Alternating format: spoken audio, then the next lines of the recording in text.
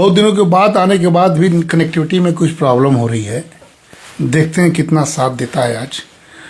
लेकिन साथियों, मैं कह रहा था कि मैं बहुत दिनों से बाहर था।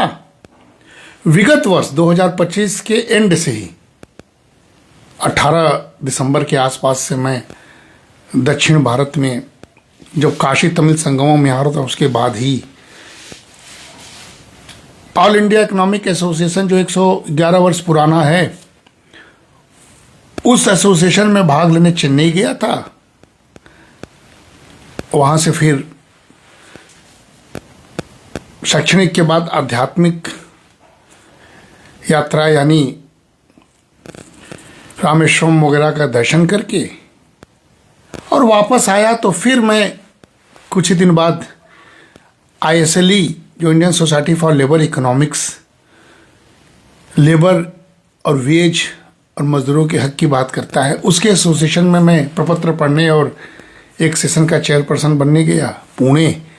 वहाँ से मैं जोधपुर गया, जहाँ पर मैंने बालोतरा में HRRL यानी हिंदुस्तान पेट्रोलियम का रिफाइनरी, जो दुनिया का भारत का सबसे बड़ा रिफाइनरी है, उस पर हम लोगों ने सोशियो इकोनॉमिक इम्पैक्ट पर काम किया था 2023-24 में। उसके आउटकम को देखने कि जो हम लोगों ने संस्तुति किया वो हो रहा है कि नहीं, उसको देखने की इच्छा व्यक्त की, शैक्षणिक इच्छा।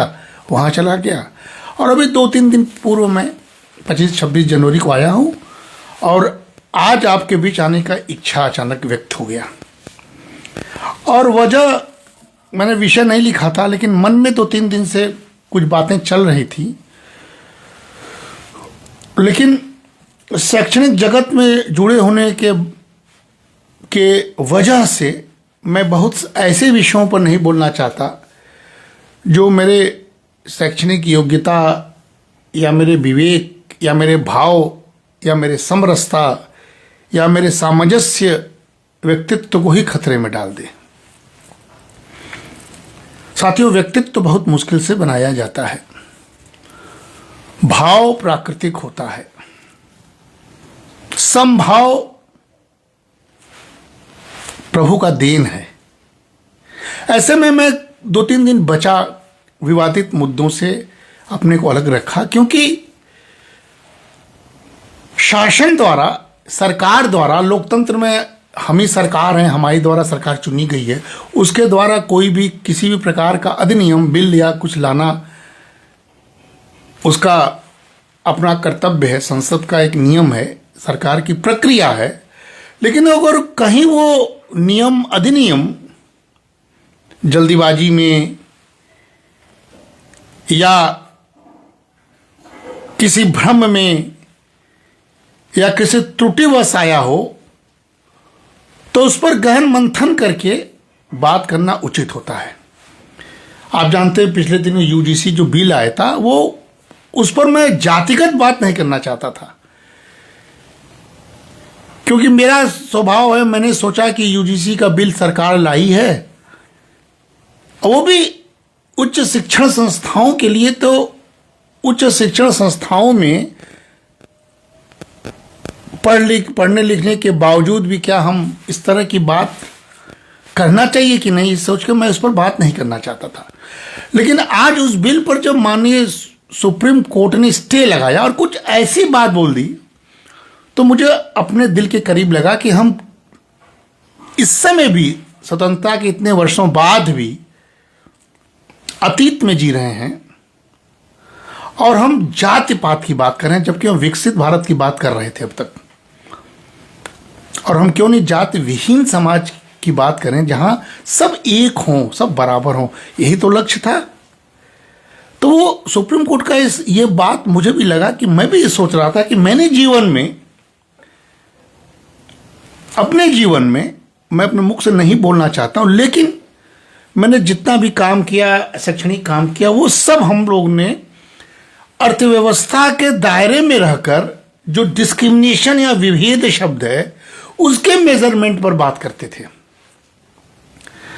और विभेद को हम लोगों ने सामाजिक से अधिक आर्थिक माना, क्योंकि आर्थिक अगर सशक्तिकरण हो जाएगा तो सामाजिक विभेद मिटेगा। ये हम लोगों का अपनी मान्यता है, ये हम लोग का अपना अस्त्र है, अर्थशास्त्रियों का। हम लोग उस पर काम करते रहे। सामाजिक मान्यताएं कुछ और थीं। बहुत पुराना इतिहास में अत्याचार दमनकारी नीति हुई हो, वो तो अंग्रेजों ने भी हमारे ऊपर शासन किया।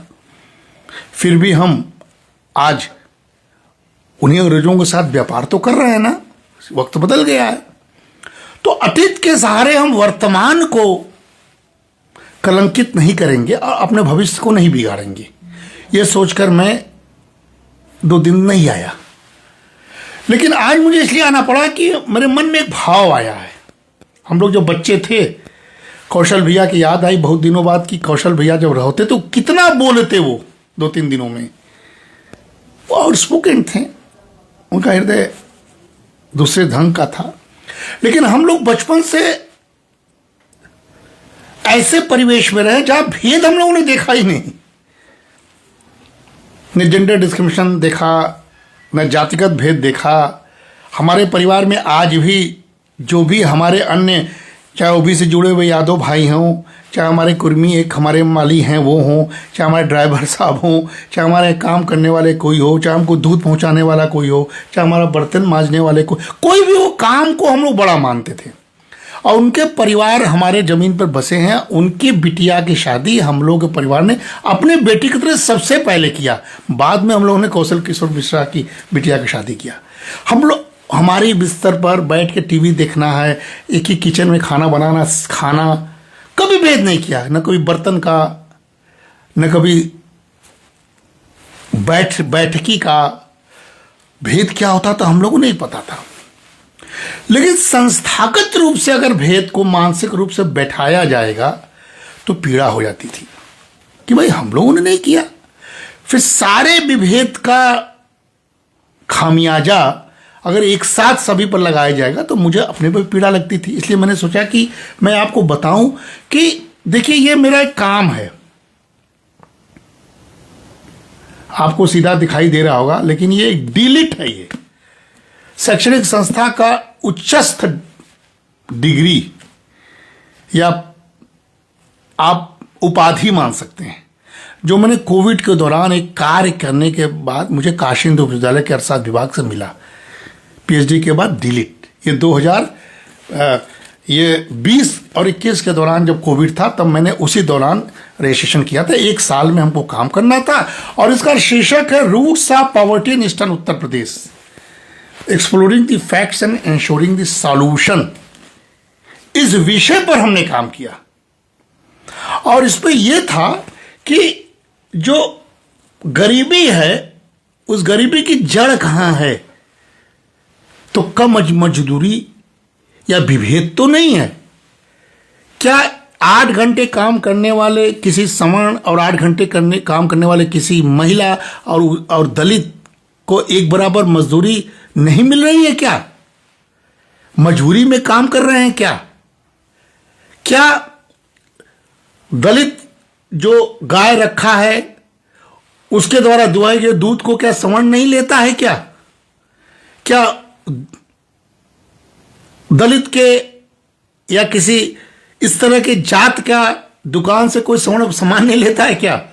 ऐसे कुछ भाव जो समाज में फैले थे, हम लोगों ने अर्थशास्त्रिक रूप में इस भाव को देखा कि अगर ऐसा है तो वो गलत है, अन्याय है। क्योंकि मार्केट भेद नहीं करता है, पैसा भेद नहीं करता है। हम और आप जानते हैं, गरीब भी किसी भी तरह का भिखारी भी दुकान पर जाएगा, नोट दिखाएगा तो उसको सामान मिलेगा। तो काम करने के एवज में मजदूरी में अगर डिफरेंस हो रहा है तो वो विभेद है, वो आर्थिक विभेद नहीं होना चाहिए। इसी पर हम लोगों ने काम किया तो पाया कि बहुत दिन, अभी आज की बात नहीं है, कि हाँ अभी भी कुछ जगहों पर मजबूरी में गरीबी का कारण शायद कंप्रोमाइज करके लोगों को कम मजदूरी मिलती होगी, लेकिन धीरे धीरे ये कम हो रहा है, विभेद मिट रहा है। इस बात पर हमने काम करके डिलीट की उपाधि पाई। और काम का मेरा भाव यही है कि समाज में भेद नहीं होना चाहिए, काम के प्रति भेद नहीं होना चाहिए, मजदूरी के प्रति भेद नहीं होना चाहिए, महिला पुरुष के प्रति भेद नहीं होना चाहिए, अनपेड वीमेन वर्क नहीं होना चाहिए। सभी को समान रूप से काम मिले और उसी प्रकार का वेज मिले जैसे किसी एक वर्ग को मिलता है। इस पर काम हमने किया। मुझे संतोष हुआ था, मुझे डिलीट इस पर मिला है। और इसके बाद जब इस तरह के यूजीसी बिल की तरह की मैं बात देख रहा हूँ तो मुझे लगता है कि मैं भी दोषी हूँ क्या। उच्च शिक्षण संस्थान में अगर हम आकर फिर जात पात की बात करें, क्लास में हमारे सारे बच्चे, कभी हमने न जात, न कभी रंग, न कभी नाम, सब एक तरह मुस्कुराते हुए बालक दिखते तो मुझे अच्छा लगता था।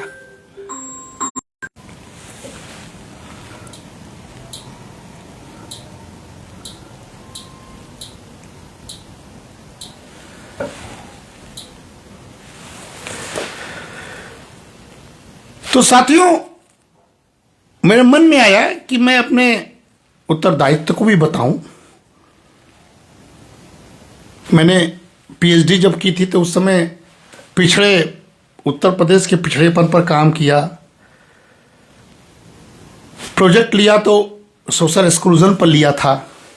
प्रोफेसर थोराट जो यूजीसी कभी चेयरमैन थे, उनके साथ मेरा साक्षात्कार होता था। सोशल एक्सक्लूजन पर मेरे काम को, प्राइमरी डेटाबेस काम को उन्होंने सराहा था।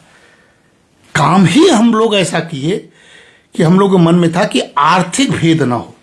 पहला बात मैं ये बताना चाहता था। दूसरे, इसी तरह के काम में हमने हमेशा, आप देख सकते हैं, मैं आपको बताऊं कि काम का आधार, फिर मैंने एक प्रोजेक्ट हम लोगों ने लिया था, उसमें जेंडर चॉइस एंड इनइक्वलिटी था। Gender choice and birth inequality, ये बनारस के संदर्भ में मिसिंग वुमेन का कॉन्सेप्ट था कि कहीं महिला पुरुष में भेद तो नहीं हो रहा, काम में, मजदूरी में, अवसरों में। तो देखिए, मैंने ये काम किया, इसकी किताब है, इसका प्रोजेक्ट जमा किया, इसका मैंने किताब पब्लिश किया और इसका शीर्षक है why new population policy in Uttar Pradesh is needed, gender choice and birth inequality, study of Varanasi district. ये देखिए, इस पर मैंने काम किया। इसमें मैंने महिलाओं के बाद विभेद ना हो, इस पर हमने काम किया। संतोष हुआ, इस तरह के काम मैंने किया, कभी हम इस पर सोचे भी नहीं थे। फिर अंत्योदय, पंडित दीनदयाल उपाध्याय, एकात्ममानववाद, समरसता, एक साथ जुड़ाना, कोई संघर्ष नहीं, सब इंडिविजुअल अपना अपना काम करें। Tracing the poor for Antyodaya in rural Varanasi issues and challenges, इस पर मैंने काम किया। अंत्योदय सबका होना चाहिए, बिना भेद के आर्थिक सशक्तिकरण होना चाहिए, इस पर भी मैंने काम किया। आप देख सकते हैं, मैं अपना बायोडाटा नहीं दिखा रहा हूं, मुझे जरूरत नहीं है, मुझे कुछ जरूरत नहीं है, लेकिन मैं काम किया हूं इस प्रकार का, इसलिए मैं बात करने का अधिकृत हूं। ये मैंने काम किया। फिर हमने poverty issues, exploring missing dimension India, गरीबी क्यों है, कैसे है, कारण क्या है, उसमें सामाजिक विभेद है क्या, शिक्षा का, स्वास्थ्य का, इन सारे डायमेंशंस को लेके हमने ये कुछ वर्ष पहले ये पॉवर्टी, इस पर किताब लिखा था, इस पर काम किया था, रिसर्च पेपर्स लिखे थे, इसको भी प्रकाशित करवाया, मैं ये भी किया हूं। फिर साथियों, जो मैं बताया कि अभी कुछ दिन पहले मैं बालोतरा गया था, किसी बड़े प्रोजेक्ट का असर वहां समाज के हर वर्ग पर कैसे पड़े, उनका वेज कैसे बढ़े, उनकी अर्निंग कैसे बढ़े, उनकी लाइवलीहुड का साधन कैसे उठे, इस पर भी हमारा विषय था। तो हमने the untold story, the quest for development in the desert, Rajasthan जो बीमारू राज्य कहलाता है, वहां जाकर बाड़मेर इलाके में, रेगिस्तानी एरिया में, भीषण गर्मी में हम और हमारी टीम ने इस पर काम किया। और देखिए, इस पर भी हम लोगों ने प्रकाशित करके रिपोर्ट दी थी। उसी को देखने के लिए मैं गया था, तो संतोष हुआ कि विकास का फल उस समाज में सबको कैसे मिले, इस पर हमने काम किया। आर्थिक सशक्तिकरण, ये हमने विभेद को कैसे समाज में मिटाया जाए, विकास के साथ कैसे जुड़ा, उस पर काम करने की कोशिश की। और साथियों, फिर पंडित मदन मोहन मालवीय, जिन्होंने इतनी बड़ी शिक्षा विश्वविद्यालय खोला, वो कभी भी विभेद के पक्षधर नहीं थे। उन्होंने सभी विद्यार्थियों के स्वास्थ्य और शिक्षा की चिंता की, अंग्रेजों को लड़ने के लिए शिक्षा का हथियार बनाया। जब वो 100 वर्ष हुआ था तो हमने काशी हिंदू विश्वविद्यालय महामना की पवित्र धरोहर, एक शत की यात्रा लिख डाला। हम और भाई साहब ने इसमें बहुत मेहनत किया था, विक्षाटन किया था। कोई भेद नहीं, कोई जाति नहीं, कोई जेंडर नहीं, सभी ने इसमें कंट्रीब्यूशन किया। हम लोगों ने मर जाऊं मांगू नहीं अपने तन के काज, परमारत के कारण मोहिना वे लाज करके मैं अपना झोला फैलाता था। 1 रुपया, 2 रुपया, 5 रुपया, 50 रुपया, 100 रुपया, 500 रुपया, 1000 रुपया, 1100 लोग देते थे और आनंदित होके ये काम हमने किया। 100 वर्ष हुआ था। विश्वविद्यालय में कोई काम ऐसा किया नहीं था, हम लोगों ने किया, क्योंकि संतुष्टि पित होनी चाहिए शिक्षा जगत में। मालवीय जी ने इस योग्य बनाया तो मालवीय जी को हम दे क्या सकते हैं। तो ये भी हमने काम किया, उसमें सबका सहभागिता, कोई भेद नहीं। ये किताब निकाली। फिर साथियों, सर्व समावेशी पथ, ये बाबा साहब हैं, संविधान लिखते हैं, इसको अनूप कुमार मिश्रा ने लिखा। और सर्व समावेशी पथ में हमने कैसे समाज एक रास्ते पर चले, उस तरह का एक बड़ा सेमिनार करवाया था। उसके आधार पर यह भी पुस्तिका निकाली, सर्वसमावेशी पथ। इसमें सब एक हों और खास करके आर्थिक व्यवस्था सबके सुदृढ़ हो, उनके बच्चे शिक्षित होंगे, उनके बच्चे संस्कार पाएंगे, सब एक ही तरह होंगे, सब योग्य होंगे और सब एक तरह मिलजुल कर रहे। इस पर हमने काम किया। लेकिन ये सोचा नहीं था कि सब काम करने के बाद यूजीसी बिल आएगा, जो विश्वविद्यालय में हमारे जैसे लोग काम करने के बाद भी ये कलंकित होना पड़ेगा कि भेद होता है भेद। अभी मैं बताऊंगा मैं किस लिए आया हूं, बात की बात, अभी तो मैं भूमिका दे रहा हूं, ये भी मैंने लिखा। फिर मैंने सॉल्यूशन दिया, संस्कृति और स्वदेशी अर्थनीति, अभी पिछले वर्ष, भारत के आत्मनिर्भर भविष्य कुंजी, कि भाई सब भारतीय हैं, सब स्वदेशी हैं। मैं स्वदेशी जागरण मंच का बौद्धिक प्रमुख भी हूं। तो आत्मनिर्भरता कैसे होगी जब तक सबका साथ सबका विकास नहीं होगा, जो सरकार का नारा है। तो मैंने इसको लिखा और इसमें अपनी संस्कृति, जो समावेशता की संस्कृति है, उस पर बात करते हुए अर्थव्यवस्था से जोड़ा और कहा कि यही सॉल्यूशन है। और साथियों, इसी को मैंने कल्चरल वेल्थ कहा, culture wealth and economic wisdom, exploring India's unique path.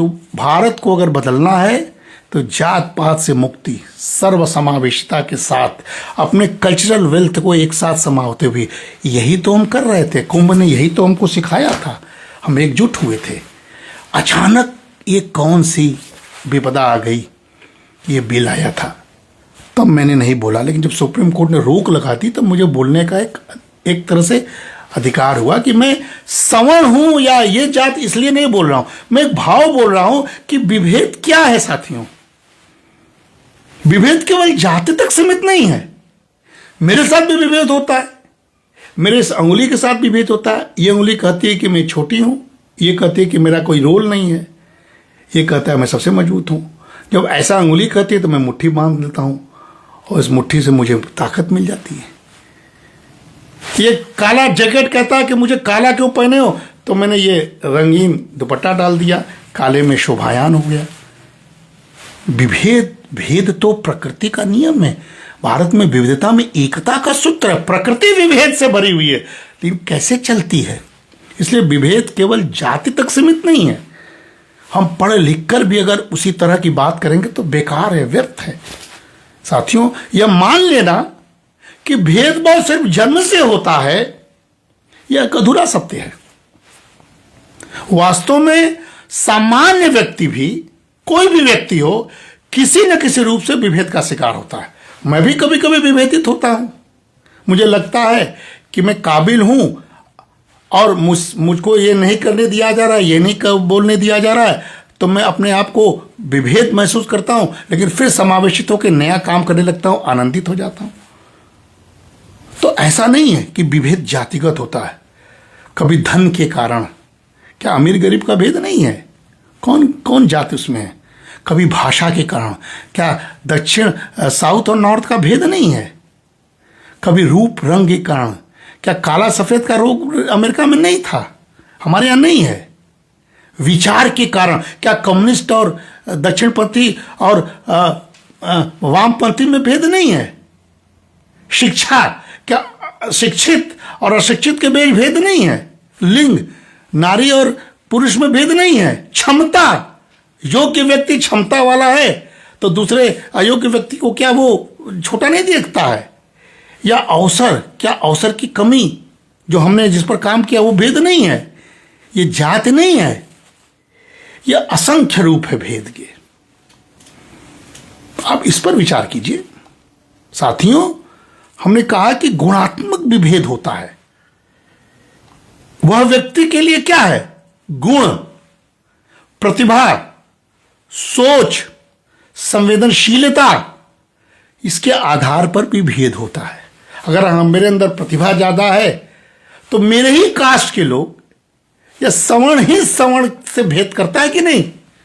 बहुत सारे ऐसे अवसर आए जो कि मैं पीछे, कई लोग बिना गुण के भी आगे चलते हैं। तो गुण, प्रतिभा, सोच, संवेदनशीलता भी आपको विभेदित करता है। लेकिन कहते हैं ना कि कीचड़ में भी कमल खिलता है, तो आपको कमल बनना है। और अक्सर समाज औसत को सुरक्षित और असाधारण को असहज मानता है। इसीलिए साथियों, प्रतिभाशाली व्यक्ति भी, कोई भी हो, किसी भी कास्ट का हो, अगर वो प्रतिभाशाली है तो उसको भी उपेक्षा का शिकार होना पड़ता है समाज में।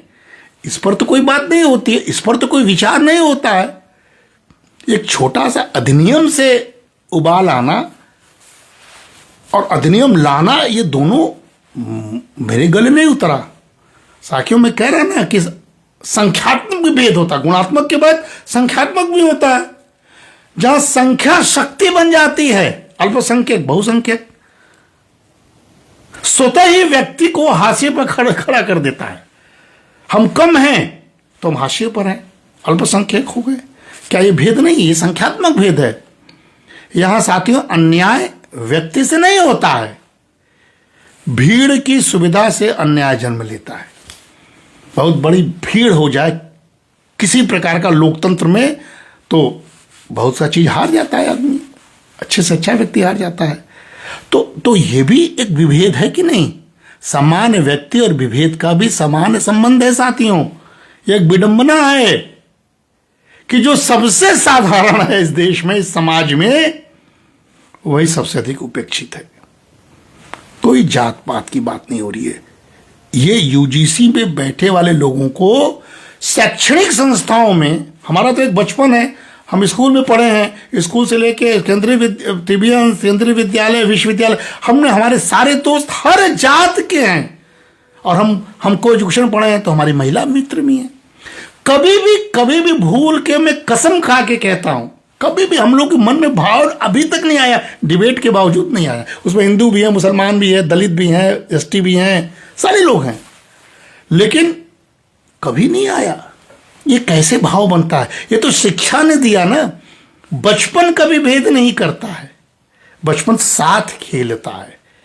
लेकिन आप और हम इस तरह के नियम बना के उनके मन में जहर बोएंगे तो शिक्षा बेकार हो जाएगा, समाज बेकार हो जाएगा। साथियों, जो सबसे साधारण होता है, हमने कहा कि वही अक्सर उपेक्षित होता है, क्योंकि न उसकी विशेष पहचान होती है, न उसको विरोध करने की कोई शक्ति होती है। कौन व्यक्ति विरोध करेगा? शासन के सामने कौन बोलेगा? सक्षम के सामने कौन बोलेगा? इसीलिए यह व्यवस्था का मौन बोझ बन जाता है। साथियों, हमने कहा कि प्रकृति में भी विभेद है, लेकिन प्रकृति से हम नहीं सीखते हैं। हम मनुष्य बन जाते हैं, बुद्धिमान बन जाते हैं, हम अपने ही तरह सबको होना सोचते हैं। 5 उंगली बराबर होगी तो उंगली की शक्ति खत्म हो जाएगी, इसको भूल जाते हैं। प्रकृति में विभेद होता है, लेकिन प्रकृति में संघर्ष नहीं होता है। प्रकृति जानती है दिन है, अभी रात है, सुबह दिन हो जाएगा, भेद है। कोई नर है तो कोई मादा है, प्रकृति है, भेद है। वृक्ष है, बड़ा वृक्ष तो लता है, नदी है तो सागर है, छोटा बड़ा। पर प्रकृति भेद को नहीं, संघर्ष नहीं करती है, उसको समन्वय में बदलती है। साथियों, समन्वय शब्द है। वृक्ष ऊंचा होता है, लता सहारा बन जाता है, चढ़ जाती है उसके ऊपर। कोई श्रेष्ठ और कोई हीन नहीं। क्या हम नहीं सीख सकते इससे? मानव समाज की त्रासदी क्या है साथियों?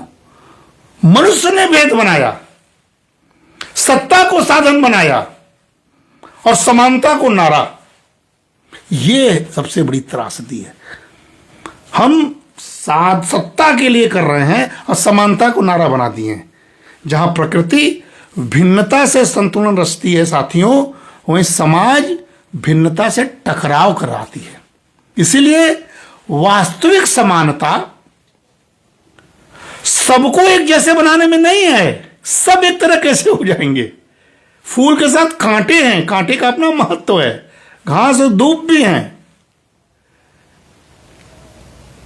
कोई श्रेष्ठ है, कोई कम श्रेष्ठ है, हर प्रकार के काम है, अरबों काम है, काम के प्रकार हैं, सब एक तरह हो जाएंगे तो कोई काम किसी का नहीं हो पाएगा, कितना वो श्रेष्ठ हो।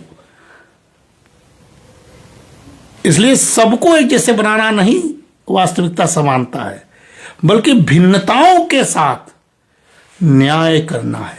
और उन्होंने कहा ना कि अन्याय करना किसी के लिए भी पाप है, लेकिन सबको साथ लेकर न्याय कैसे करें ये सोच होनी चाहिए, बिल ऐसा बनना चाहिए। सुप्रीम कोर्ट की मंशा यही है। मैं सुप्रीम कोर्ट को सलाम करता हूं। जब तक हम भेद और विभेद को, देखिए भेद और विभेद में अंतर हम जब तक नहीं समझेंगे, तब तक कोई अधिनियम हो कभी भी पूर्ण ध्यान न्याय नहीं दे सकता है।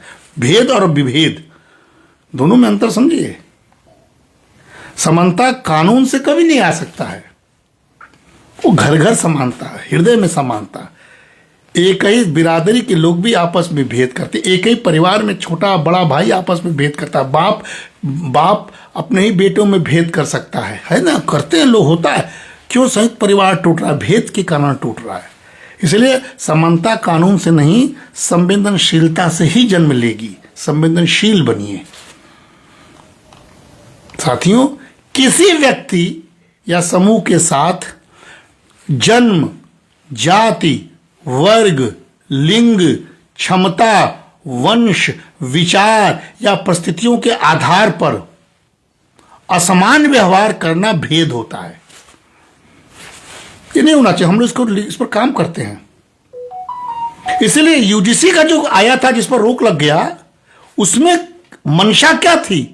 खराब नहीं था, वर्ड्स गलत चयन हो गया, कुछ छूट गया, यही बात थी। उसमें जो नियम था वो प्राकृतिक भिन्नता, जो नेचुरल डिफरेंसेस को स्वीकार किया गया, लेकिन संस्थागत या अवसरगत भेदभाव, डिस्क्रिमिनेशन को अस्वीकार किया गया। उसमें सामान्य छोड़ दिया गया, जबकि हमने कहा कि सामान्य के साथ भी भेद होता है। मंशा अच्छा होना, लेकिन चयनात्मक ढंग से अगर कोई चीज छूट जाता है तो उसका विद्रोह होता है। वही हो गया, वही चूक हो गया। अर्थात समानता का अर्थ समान बनाना नहीं, बल्कि समान अवसर देना। समान कोई नहीं बनता, अवसर समान मिलना चाहिए। एक साथ एक ही तरफ बैठें, एक ही तरफ पढ़ें, एक टीचर सबको पढ़ावे, एक कैंटीन में खाएं, सभी लोग सभी जगह जाएं, ये अवसर तो इसको कौन रोकेगा? इसमें क्या बुराई है? लेकिन उस सभी के लिए होना चाहिए। ऐसा तो नहीं कि कोई एक वर्ग, दलित वर्ग ही अगर सवर्ण वर्ग को अपने यहाँ न बैठने दे, या अपने समूह से नजरअंदाज कर दे, या उसको अपने समूह के बीच किसी एक सवर्ण को नीचा दिखाए, वो भी तो भेद हो गया। रिवर्स डिस्क्रिमिनेशन भी नहीं होना चाहिए। तो ये सारी बातें बहुत सोच समझ के इस पर काम करना चाहिए। साथियों, भेद का ऐतिहासिक यात्रा है हमारे देश में। उसी का फल, उसी का पाप बहुत दिनों तक मानवीय समाज ने भोगा। इसीलिए हम पीछे रह गए। बहुत सारे हम बुराइयों को जड़ से हटाने में बहुत देर कर दिए। अगर वैदिक काल की बात करें, जो इस सरकार का मेन काम था कि वैदिक काल को भी भूल गए। कर्म आधारित भेद था वहां पर, जात आधारित नहीं था, गुण पर था, जन्म पर नहीं था। ऋषि होते थे, राजा होते थे, कृषक होता था, और तीनों अलग हैं, लेकिन सबका स्थान कर्तव्य से तय होता था। अब इसको भी गाली दीजिए तो कोई बात ही नहीं है। यह भेद स्वाभाविक था, यह दमनकारी नहीं था, क्योंकि सब में सामंजस्य था।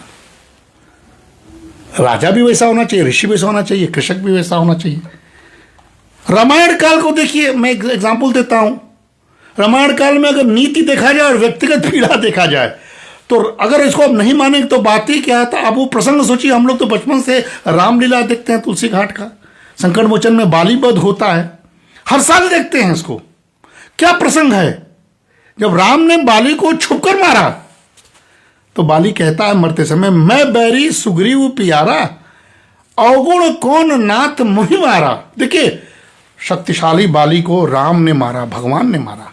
भगवान तो सत्ता हो सकते हैं, भगवान भगवान है, लेकिन छुप कर मारा। भेद किया कि नहीं? छोड़ा नहीं सुग्रीव बाली को। सुग्रीव कमजोर, बाली मजबूत, लेकिन छुपकर राम ने बाली को ही मारा।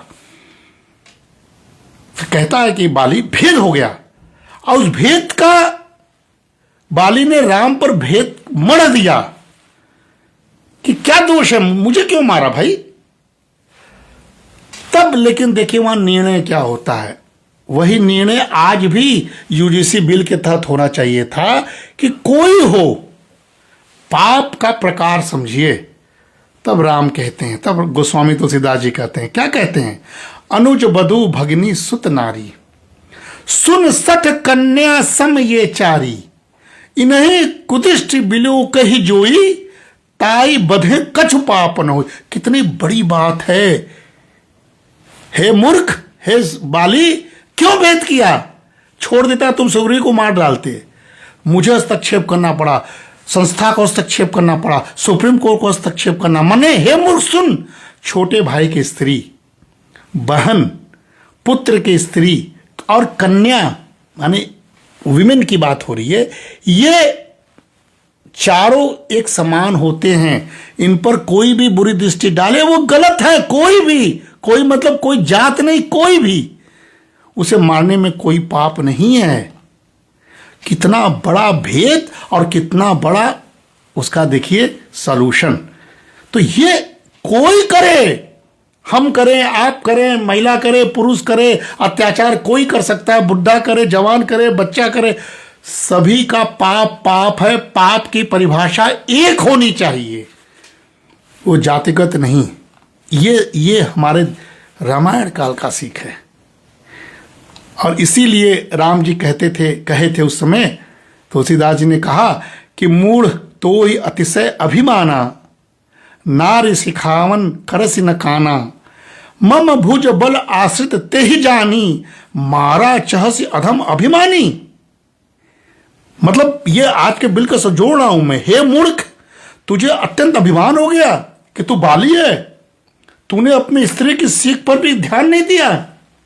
सुग्रीव को आप जानते थे कि सुग्रीव मेरे ऊपर आश्रित है, तो भी तुमने इस पर अधम किया, तूने उसको मारना चाहा। यानी एक संस्था अगर प्रोटेक्ट भी कर रही है, उसके बाद भी कोई काम कर रहा है, तो वो तो सजा योग्य है।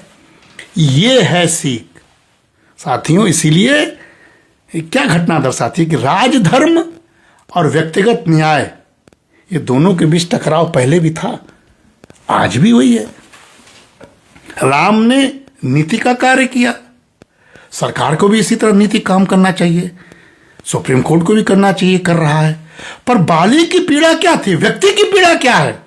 नैतिक प्रश्न है कि भाई धर्म हमेशा करुणा से ऊपर होता है।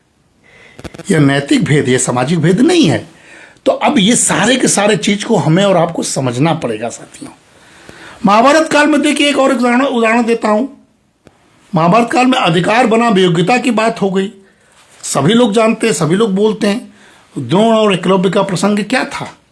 एकलव्य में योग्यता थी, पर वंश और राजनीतिक निष्ठा आड़े आ गई। भेद हुआ कि नहीं? क्या बताता है यह? जब संस्थाएं योग्यता से अधिक सत्ता को महत्व देती है, तब भेद जन्म लेता है। यह सरकार को सोचना चाहिए। मुखिया मुख सो चाहिए, खान पान चौर। हमको किसी रूप में भेद नहीं करना चाहिए। हमको एकलव्य को भी शिक्षा देना है, अर्जुन को भी शिक्षा देना। ऐसी नीति को बनाने की कल्पना हमें सुप्रीम कोर्ट के आज के निर्णय के बाद लगा कि यही वो चाहती है। और एक और उदाहरण, कर्ण। कर्ण कौन था? कुंती पुत्र, लेकिन सूत पुत्र कहलाया। कर्ण को ज्ञान तो मिला, पर सम्मान नहीं मिला। यह जन्म आधारित सामाजिक भेद का स्पष्ट उदाहरण है कि सूत पुत्र था, इसलिए उसको सम्मान नहीं मिला, ज्ञान मिल गया।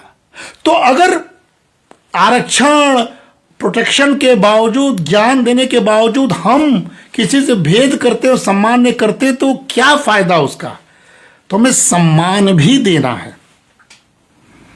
इसीलिए आज का जो इक्वलिटी की बात है, वो उसका विरोधाभास दिखाई देता कि आप कानून के बल पर समानता चाहते हैं और हम अंदर से संस्कारगत समानता देना चाहते हैं। दोनों का चयन करना होगा साथियों।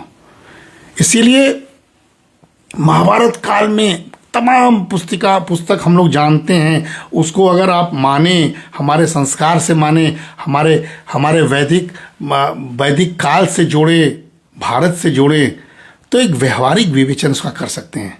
महाभारत में श्री कृष्ण को धर्म, नीति और समता का प्रतीक माना गया है, किंतु यथार्थ यह है कि उन्होंने कई प्रसंग में समान व्यवहार के स्थान पर पक्षपातपूर्ण निर्णय लिया। अब प्रश्न उठता है कि क्या कृष्ण विभेद कर रहे थे? नहीं। धर्म और अधर्म के बीच जब लड़ाई होगी तो हमेशा धर्म का साथ देना चाहिए, चाहे किसी जात का व्यक्ति हो। अगर कोई दलित हो और वो देख रहा है अपने सामने कि किसी भी सवर्ण के साथ अन्याय हो रहा, तो दलित को उठना चाहिए। अगर सवर्ण हो, किसी भी दलित महिला किसी के साथ हो रहा है, तो उस सवर्ण का काम है कि उसको उठना चाहिए। ये हमारा समाज का व्यवहारिक स्वरूप है। इसलिए श्री कृष्ण का विभेद अन्याय नहीं था, उद्देश्यगत चयन था। हमें भी उद्देश्यगत चयन करना चाहिए। उनका भेद जन्म या जाति पर आधारित नहीं था, बल्कि धर्म और अधर्म के बीच चयन पर आधारित था। यह विभेद नैतिक था साथियों, सामाजिक कभी नहीं उन्होंने बनाया। इसलिए अर्जुन को जो विशेष मार्गदर्शन देता है गीता में उन्होंने दिया, तो क्यों दिया? कारण क्या था? क्योंकि अर्जुन उस क्षण निर्णय संकट में थे, युद्ध चल रहा था, वही युद्ध की दिशा बदल सकता था। यह विभेद योग्यता और परिस्थिति का आधारित था। युधिष्ठिर को क्यों नहीं दिया? अन्य को क्यों नहीं दिया? अर्जुन ही उसके चयन के पात्र हुए। तो कोई व्यक्ति अगर चयन के पात्र होता है तो उस पर सामर्थ्य पर विश्वास कीजिए, उसके पीछे हो जाइए। कर्ण के प्रति कठोरता क्यों दिखाया? क्योंकि कर्ण के साथ कृष्ण ने करुणा नहीं दिखाया, यथार्थ चुना, उसे सत्य बताया गया, पर युद्ध से रोका नहीं। कर्ण को कभी युद्ध से रोका नहीं गया। कर्ण ने धुआंधार युद्ध लड़ा था। इसलिए यह विभेद व्यक्ति से नहीं था, उसके चयन से था साथियों। दुर्योधन के प्रति असमान दृष्टि क्यों कृष्ण अपनाते हैं? क्योंकि दुर्योधन को श्री कृष्ण बार बार समझाते हैं, लेकिन वो नहीं मानते हैं। यह विभेद सत्ता और अन्याय के विरुद्ध था, व्यक्ति के अस्तित्व के विरुद्ध था, नहीं था। इसलिए युद्ध नीति में कभी कभी नैतिक विभेद हो जाते हैं। भीष्म, द्रोण, जयद्रथ, शकुनी, सारे जो वध हुए थे उसमें समानता नहीं था। युधिष्ठिर के मुख से भी आधा ही असत्य बुला दिया गया। यह रणनीतिक असमानता था, क्योंकि हमको अधर्म पर जीतना था साथियों। ये सारे के सारे चीज मैं इसलिए बोल रहा हूं कि हमें भारत के संदर्भ में सबको भारतीय होना चाहिए। आदर्श और व्यवहारिकता के बीच चयन करना चाहिए। आदर्श स्थिति में कोई विभेद न हो, ये तो सही है, पर व्यवहारिक समाज में अधर्म के साथ समता अन्याय को वैध बना देती है साथियों। श्री कृष्ण का विभेद अन्याय को सीमित करने का साधन था। इसीलिए धर्म संरक्षण हेतु किया गया नैतिक चयन सही है, व्यवहारिक है।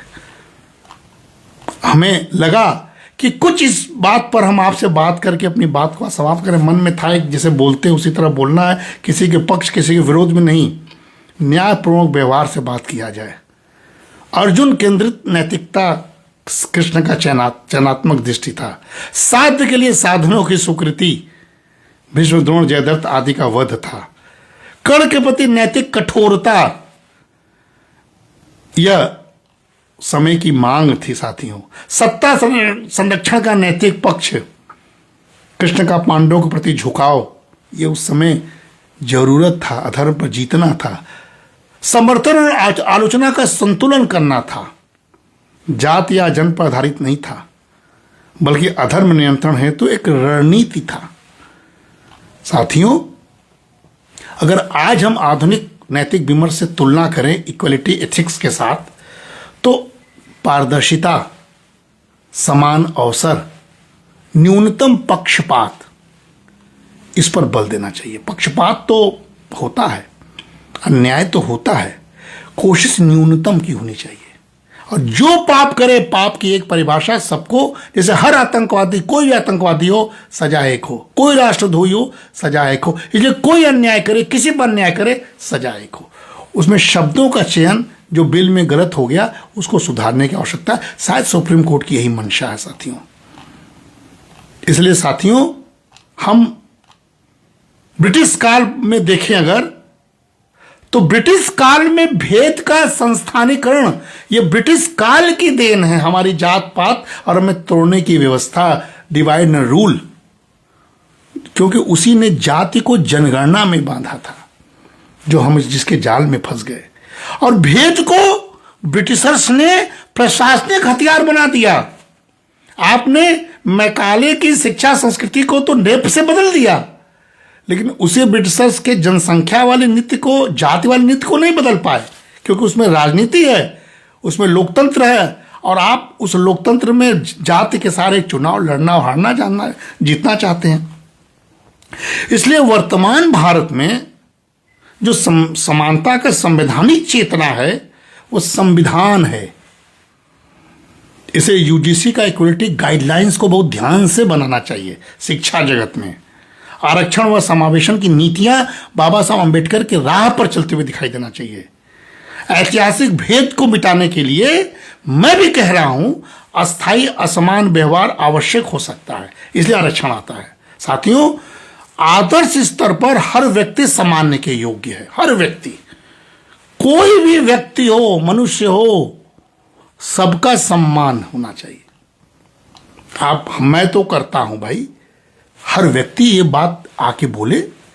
योग्यता को तो अवसर मिलना चाहिए। योग्यता को फेंकेंगे तो फिर संघर्ष होगा। तो योग्यता को सम्मान मिलना चाहिए। जन्म या पहचान से भेद बिल्कुल अमानवीय है। मंशा यूजीसी की यही थी, जन्म और पहचान, कि ये लड़की है, ये इस जात का है, ये अमुक जात का है, इस पर अगर कोई भेद करता है तो ये किसी को भी हम लोग कहते हैं ना कि हम लोग दोस्ती निभाते हैं बिना जात देखे। बचपन एक साथ खेलता है, फूल एक साथ खिलते हैं, गुलदस्ता एक साथ बनता है, ये अमानवीय है। इसलिए समाज, व्यवहारिक स्तर पर समाज में भिन्नताएं तो बनी रहेंगी, जैसे प्रकृति में है, जैसे भारत में है, पर संस्थागत भेद, संस्था को भेद नहीं करना चाहिए, संस्था को समान अवसर देना चाहिए। वही साथियों वास्तविक समानता है। इस बात को हमको मानना चाहिए। ये बात भी समझना चाहिए सभी को, हम लोगों को मिलकर। बहुत आदर्श नहीं बखानना चाहिए, मैं आदर्श नहीं बखा रहा हूं। भेद को कभी नहीं मिटाया जा सकता है पूरी तरह। मेरा ये वाला आंख इससे ज्यादा कमजोर है, मैं चश्मा पहनता हूं, लेकिन दोनों आंख में भेद नहीं करता हूं। चश्मा एक में ज्यादा एक में कम पहन के मैंने दोनों को बैलेंस किया। ऐसा नहीं है, शरीर ही भेद वाला है, लेकिन शरीर का हर अंग काम करता है। एक अंग भी खराब हो तो जानते हैं कितनी कठोर निर्णय, दिव्यांग शब्द कहना पड़ता है, उनके लिए अलग व्यवस्था तो करनी पड़ती है। इसलिए भेद को मिटाया नहीं जा सकता है, पर अन्यायपूर्ण भेद को रोका जा सकता है। यह बिल उसी तरह होना चाहिए। किसी के प्रति कोई भी अन्याय, उसको रोकने के लिए बिल हो, लेकिन बिल में चयनात्मक शब्दों का ख्याल रखना चाहिए। साथियों, ऐतिहासिक पीड़ा, इतिहास को मद्देनजर करके आज के जन्मे हुए, किसी के गर्भ से जन्मा हुआ कोई भी जात का व्यक्ति खराब नहीं होता है। इतिहास इतिहास है। वर्तमान में जिया जाए, भविष्य के सपनों को संजोया जाए। भारतीय सनातन संस्कृति सामाजिक समरसता की बात करती है, उसकी परंपरा है। संघ पंच परिवर्तन की बात करता है। क्या होगा पंच परिवर्तन का अगर समरसता ही खतरे में पड़ जाएगी? हमारी परंपरा है जन्म, जाति, वर्ग और संप्रदाय से ऊपर उठकर मानव मात्र की सम्मान की गरिमा करना। यह संस्कृति भारत की है, सनातन संस्कृति है। केवल हम आध्यात्मिक उपदेश की बात नहीं कर रहे, हम संत की बात नहीं कर रहे, हम सनातन की बात कर रहे हैं। सामाजिक व्यवहार की दिशा इसी से निर्धारित होती है। अतः विभेद रहित समाज की परिकल्पना, कोई भेद ना हो, क्या ऐसी परिकल्पना गलत है? और यही परिकल्पना हमारे सनातन की भी है। यही परिकल्पना 100वें वर्ष में संघ की भी है, जो पंच परिवर्तन के रास्ते दुनिया को बदलना चाहती है। लेकिन उसी बीच में अचानक एक छोटा सा जहर एक अच्छे अमृतनुमा दूध में गिर के फटने जैसा माहौल हो गया। ये गलत है साथियों। मानव की पहचान कर्म आचरण की चेतना से है।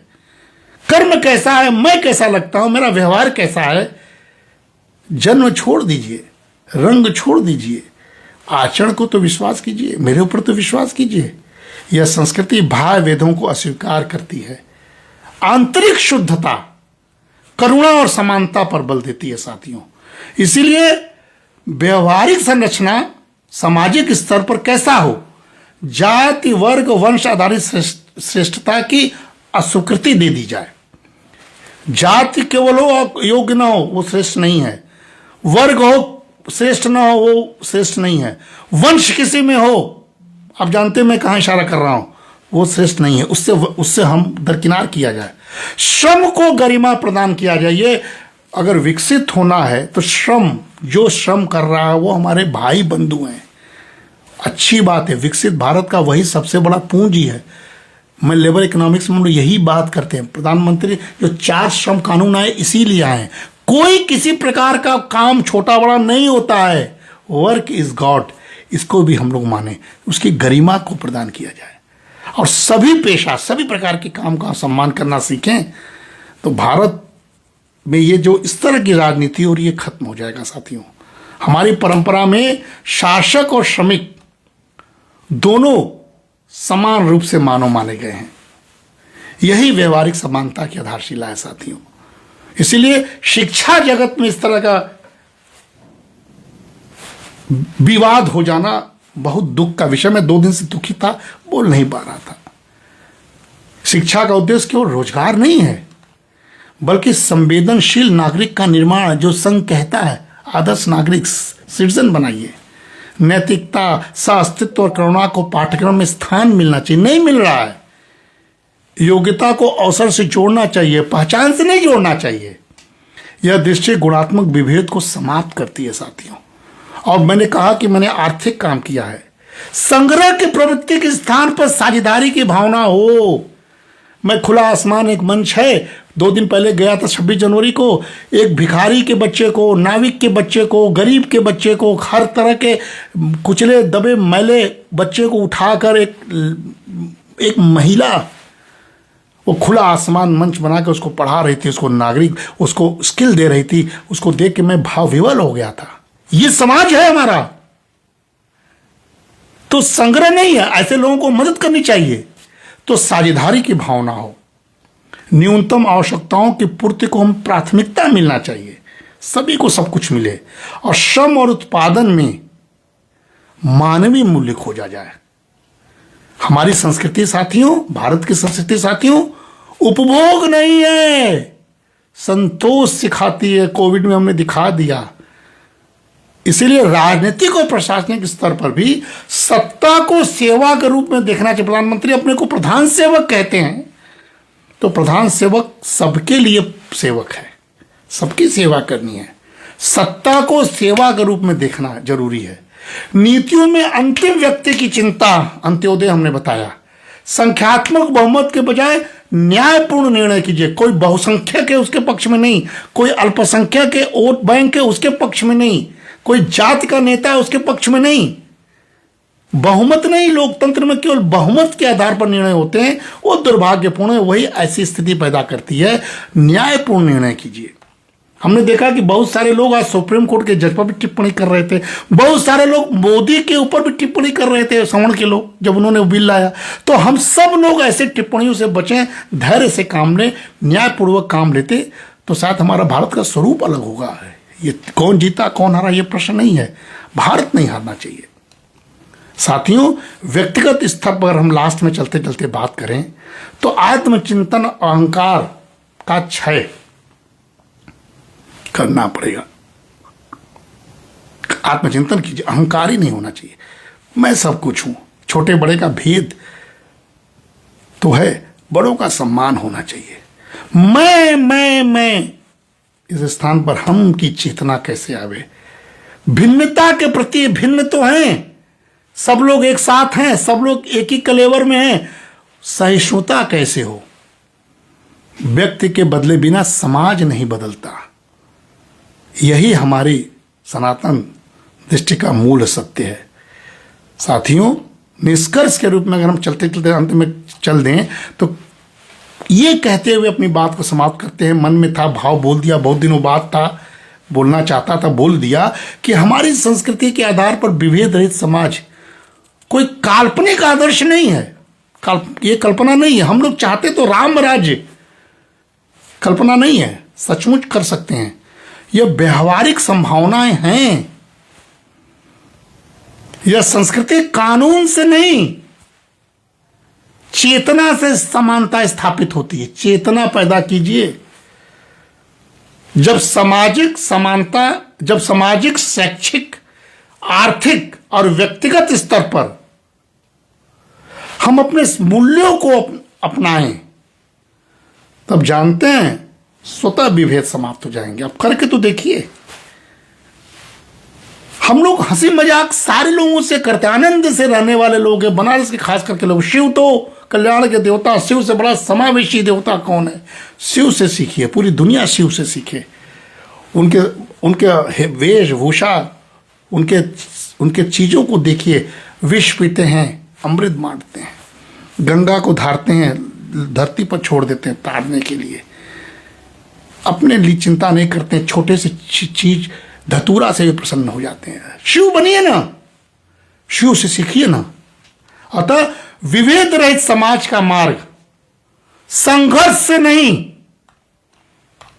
संवेदनशीलता से होकर गुजरता है। साथियों, मैं बार बार कह रहा हूं, हमारी संस्कृति विभेद की नहीं है। हम विभेद रहित सह अस्तित्व की अवधारणा पर चलने वाले लोग हैं। हम कर्म को महत्व देने वाले लोग हैं। हम सामूहिक सत्ता को प्रश्रय देने वाले लोग हैं। कोई जन्म से श्रेष्ठ या हीन नहीं होता, यह मानने वाले हम लोग हैं। कर्म, गुण, ये प्रमुखता होनी चाहिए। जन्म के आधार पर कोई अपने आप छोटा बड़ा ना कहे। ये देश गुरुकुल प्रणाली से उपजा हुआ है। शिक्षा का द्वार सभी के खुला रहता था गुरुकुल प्रणाली में। योग्यता गुरु शिष्य परंपरा का आधार था। अवसर की समानता थी, स्त्री पुरुष की समानता थी, यज्ञ में सहभागिता थी, वेद मंत्रों की दृष्टा थी, वो बौद्धिक विमर्श में भाग लेती थी। यह वेद काल हमारा ही है, इतिहास ये भी है। सभा और समिति जैसे संस्थाओं में सामूहिक निर्णय होता था। यह लोकतंत्र था, लोकतांत्रिक चेतना था, प्रकृति केंद्रित समरसता था। जो पंडित दीनदयाल ने कहा, भोग की वस्तु नहीं है प्रकृति, सहचर के रूप में हमको देखना पड़ेगा। यही संतुलन सिखाता है। यह रित है, रित। पंडित दीनदयाल उपाध्याय ने रित कहा, यही कॉस्मिक ऑर्डर है। मानव, पशु, वन, नदी, रित है, कॉस्मिक ऑर्डर है। यह हमें संतुलन सिखाती है। साथियों, इसलिए हम इस तरह के विवादों में न फंसें, जैसे थे वैसे ही रहें। सहजता से सबको स्वीकृति हो। कोई काम कर रहा है उसको करने दें, छोटा हो बड़ा हो। हम लोगों ने इतिहास में दास प्रथा समाप्त की है, स्त्री अधिकार को विकसित किए, बहुत सारे कुप्रथाओं को खत्म किए। विभेद कभी जैविक नहीं, हमेशा संरचनात्मक रही है। मनुष्य ने विभेद बनाया। प्रकृति में विभेद नहीं, प्रकृति में संतुलन है साथियों। इसीलिए मैं बार बार कहता हूं कि नैतिक चेतना का विकास करते हुए इस देश को आगे बढ़ाया जाए। और यह भी समझ लीजिए, पूर्णतः विभेद रहित समाज नहीं, सामंजस्य के समाज की कल्पना किया जाए। संस्थाएं न्यायपूर्ण हों, अवसर समान हों, चेतना संवेदनशील हों, सत्ता उत्तरदायी हो। अर्थात परिकल्पना जो है निरपेक्ष नहीं है, शर्त सापेक्ष है। इतना होना चाहिए। पंडित दीनदयाल उपाध्याय बार बार याद में कर रहा हूं कि बहुत सारे चीजों पर हम लोगों ने बोला है। इंटीग्रल ह्यूमनिज्म, अद्भुत काम, अद्भुत। आधुनिक भारत के उन चिंतकों में वो थे जिन्होंने पश्चिमी समानता मॉडलों की नकल के बजाय भारतीय दर्शन के आधार पर विभेद रहित समाज की परिकल्पना प्रस्तुत की। इसी सरकार के लोग पंडित दीनदयाल उपाध्याय की बात करते हैं। कैसे ये चूक हो जाती है? उनका चिंतन इंटीग्रल ह्यूमनिज्म का था, एकात्म मानववाद पर था। केवल आर्थिक या वर्गीय इकाई नहीं था, बल्कि जीवंत नैतिक संरचना था। मनुष्य आर्थिक प्राणी नहीं है, इसलिए मनुष्य इकोनॉमिक मैन नहीं है, वह सामाजिक प्राणी है। मनुष्य अपनी चिंता करता है, अपने स्वास्थ्य की चिंता करता है ताकि अपने परिवार का पालन कर सके, परिवार की चिंता करता है ताकि सब लोग पढ़ लिख सकें, समाज की चिंता करता है क्योंकि समाज राष्ट्र को इकाई है, प्रकृति की चिंता करता है क्योंकि प्रकृति समाज को, मनुष्य को बचाती है, और परमेश्वर की चिंता करता है क्योंकि उसी के सहारे सब कुछ है। ये मानते हैं शरीर, मन, बुद्धि और आत्मा का समन्वित रूप है। विभेद तब उत्पन्न होता है जब इन चारों में से किसी एक पर शेष थोप दिया जाए, इसलिए थोपना नहीं चाहिए। अतः विभेद रहित समाज की नींव समग्र मानव दृष्टि पर रखी जानी चाहिए। साथियों, यह पंडित दीनदयाल उपाध्याय इस सरकार को देके गए हैं, इस विचार को देके गए हैं। और हम जब विचार की बात करते हैं तो हम जानते हैं मार्क्सवादी मॉडल वर्ग संघर्ष का मॉडल है, हम उसको उससे परे हैं। समाज को तोड़कर समानता नहीं आती है, समाज को तोड़ने वाला बिल, समाज को तोड़ने वाला नियम, समाज को विभेद करने वाला नियम नहीं होने चाहिए। समाज को जोड़कर समानता आती है, जोड़ने की बात कीजिए। अंत्योदय वही था, अंतिम व्यक्ति का उत्थान। विकास का मापदंड औसत नहीं है, बल्कि कमजोर व्यक्ति के ऊपर ध्यान देना चाहिए। क्या ये सुंदर सिद्धांत नहीं है? संख्यात्मक विभेद, आर्थिक असमानता, इससे दोनों पर नियंत्रण नहीं होता है। इसीलिए साथियों, समरसता आधारित समानता कैसे हो, इन दिनों इसी पर विचार चल रहा है, इसी पर बात करनी चाहिए। संस्कृति आधारित राष्ट्रवाद कैसे हो, इन दिनों इसी पर बात हो रहा है।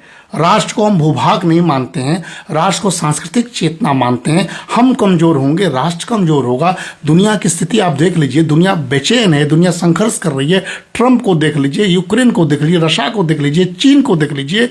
हम भाषा विभेद के क्यों जूझें, व्यवहारिक पक्ष को क्यों ना अपनाएं? इसीलिए साथियों, मानव केंद्रित, सांस्कृतिक आधारित, अंत्योदय प्रेरित, समरसता प्रधान, यही मॉडल इस राष्ट्र के लिए अच्छा है। नमस्कार। बहुत दिनों बाद बोला, ज्यादा बोल गया होगा तो हमको माफ कर दीजिएगा। किसी की भावनाओं को ठेस पहुंची होगी, मैं उसके चरण पकड़ के नतमस्तक होकर माफी मांगता हूं। भाव प्रधान होता है, वक्त प्रधान होता है, इसलिए वक्त ऐसा था कि न बोलता तो मेरे हृदय आत्मा में विस्फोट हो जाता। इसलिए साथियों, कुछ बोलना पड़ा। उस बोलते वक्त अगर कोई बात की गलती हो गई होगी तो मुझे माफ कीजिएगा, लेकिन बोलना जरूरी था। हम भारत हैं, विविधता में एकता वाले देश हैं। कोई भी किसी प्रकार के लोग अगर एकता में बाधित बनते हैं, उसको मिलकर नकारिए। लोकतंत्र का मतलब भीड़ तंत्र नहीं मानिए। लोकतंत्र का मतलब सभी के बारे में चिंतित करते हुए कोई भी कानून बनाइए, सबके हृदय स्पर्शी हो। नमस्कार, धन्यवाद।